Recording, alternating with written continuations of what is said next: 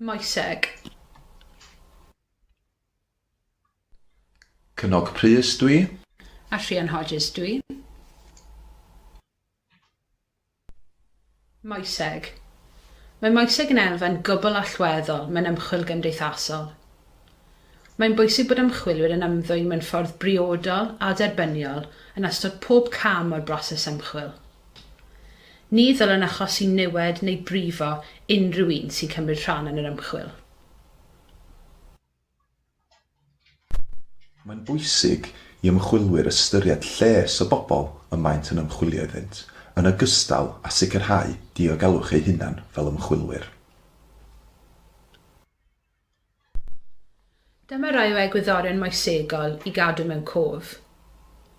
Twyll, sensitifrwydd, anhysbysrwydd, cyfrinachedd, cyd-syniad gwybodus, yr hawl i dynnu yn ôl, amddiffyn rhag niwed.